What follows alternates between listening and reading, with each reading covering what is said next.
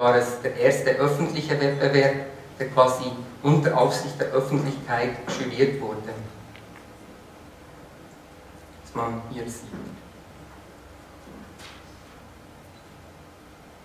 Der Wettbewerb ist insofern auch eine Erfolgsstory, dass es viele Teilnehmer anzieht.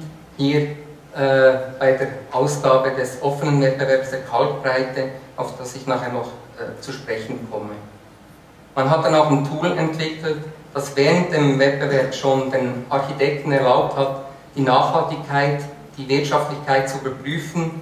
Es war ein bisschen Anfangsschwierigkeiten, sich mit dieser Excel-Tabelle auseinanderzusetzen, aber ich glaube doch, dass sich der Aufwand gelohnt hat, dass man dieses Tool zur Verfügung gestellt hat, damit man während dem Wettbewerb auch schon beim Entwerfen immer gucken kann, in welche Richtung es gehen kann.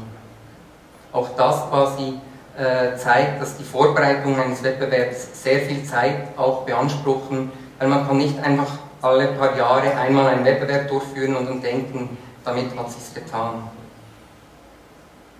Als Beispiel jetzt die Siedlung für eine Genossenschaft, Froheim, das Beispiel, das ich vorher beim Ersatzneubau, die Verdichtungsstudie gezeigt habe, und das Projekt für die Siedlung Baugenossenschaft Froheim, Zürich-Affoltern. Man sieht hier im unteren Bereich entlang der Straße der Längsbau, ein langgezogener Baukörper und hinten 7 Punktbauten, das total 130 Wohnungen beinhaltet. Sieht hier den Bestand aus den Anfangs der 50er Jahre, 2 Zeilenbauten. Man sieht hier den Situationsplan, unten die stark befahrene Straße. Man sieht auch schon hier eigentlich, dass in der Stadt verschiedene Maßnahmen, eher auch der Lärm, immer ein wichtiges Thema wird mit dieser Ersatzmaßnahme, wo man dann eigentlich einen Lärmschutz anbieten wollte, aber trotzdem möglichst eine durchgrünte Struktur, die eigentlich in diesem Zürich-Affoltern Stadtprägen ist, beibehalten kann. Das war dann auch der Grund, warum wir diesen Längsbau vorgeschlagen haben im unteren Bereich, der eben den Lärmschutz bereitstellen sollte für die hintere Bebauung. Man sieht hier auch schon, dass man aktiv mit dem Bauherrn zusammen, dem Genossenschaft, quasi versucht hat, ein anderes System der Freiräume zu etablieren, indem man die Wege nicht in die Mitte geführt hat, sondern immer entlang den Häusern und so Freiflächen innerhalb des quasi privaten Geländes, innerhalb der Genossenschaft freistellen konnte, um verschiedene Aktivitäten zu machen. Hier noch der Schnitt des Längsbaus mit der speziellen Typologie im ersten Obergeschoss, wo man eben auch diese Lärmschutztypologie entwickeln musste. Das hat dann eigentlich zu diesen 2 Typologien geführt, dem Längsbau mit den auf der Straßenseite abgewandten Zimmern im Norden und dem Punktbau, der dann freier sich entfalten konnte. Auch hier dann die Definition des privaten Außenraums, der uns interessiert hat. Das war zu schnell, dass man eigentlich, Entschuldigung, noch eins zurück, dass man hier sieht, indem man diese Kombination vorgeschlagen hat zwischen Loggia und Balkonen, die sich alternierend abwechseln und so immer auch zweigeschossige Bereiche freigeben.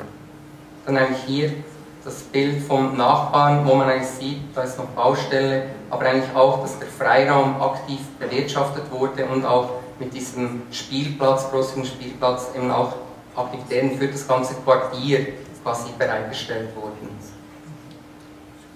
Ich komme auch noch ein bisschen auf Lötschenbach zu sprechen, als Fallbeispiel, weil ich auch finde, dass das ein sehr gutes exemplarisches Beispiel ist, weil es hat parallel dazu, wenn diese Testplanungen nicht stattgefunden haben, oder genau gesagt nach der ersten 2003 ein Wettbewerb organisiert wurde, der wurde unter Federführung von Grünstadt Zürich und dem Tiefbauamt organisiert, den wir damals gewinnen konnten, zusammen mit Dipol Landschaftsarchitekten und C.T. Hunziker, Christoph Hunziker als beratender Architekt und Künstler. Und man sieht eigentlich, dass wir auch in diesem Gebiet schon relativ stark tätig waren die ganze Zeit. Beim Schulhaus Leutschenbach von Christian Keretz hat es uns leider knapp nicht gereicht.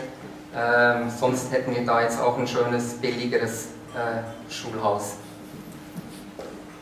Man sieht hier quasi, wie man eigentlich, bevor man wirklich wusste, was da alles kommt in dieses Quartier, man wusste, das Quartier steht unter Transformationsprozessen, man wusste aber noch nicht, in welche Richtung es gehen würde, hat man quasi als erste Primärinstallation eigentlich den Freiraum versucht zu stärken.